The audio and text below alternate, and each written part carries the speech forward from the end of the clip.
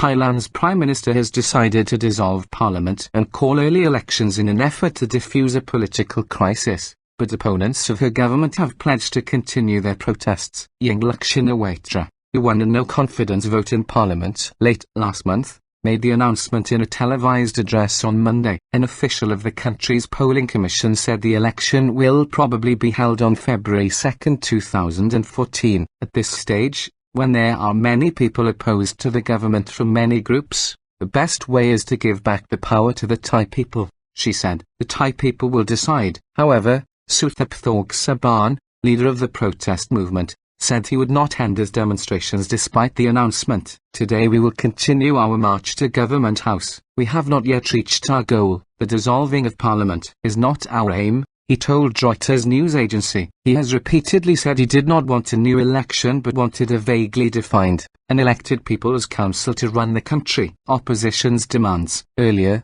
Al Jazeera's Wayne Hay, reporting from Bangkok, said the opposition wants the government gone, not the resignation of Yingluck. They want the whole Shinawatra family out of politics, he said. Her brother Thaksin is accused of corruption, therefore people believe his family, including his sister, Yingluck, is corrupt. Monday's demonstrations come one day after the main opposition party resigned from parliament en masse, in advance of what they called a final showdown against the government. The people who will be going home empty-handed are those in the Thaksin regime. Suthep Thaugsuban, protest leader. Thailand has been plagued by political turmoil since the army toppled Thaksin in a 2006 coup. The conflict pits the Thai elite and the middle class against Thaksin's power base in the countryside, which benefited from populist policies designed to win over the rural poor. We will rise up, Suthep said. We will walk on every street in the country. We will not be going home again. Despite Yingluck's call for a new parliamentary election,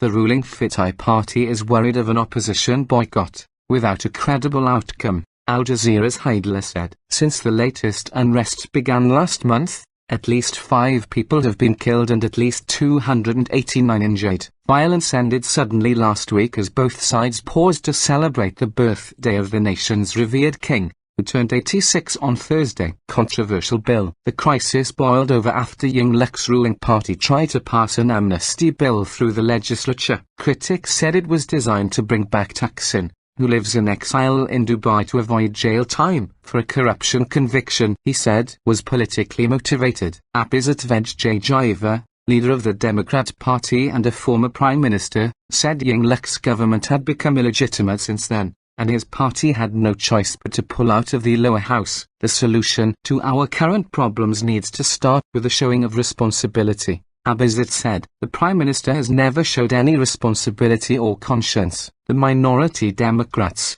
who are closely allied with the protesters, have not won an election since 1992, and some of their leaders appear to have given up on electoral politics as a result.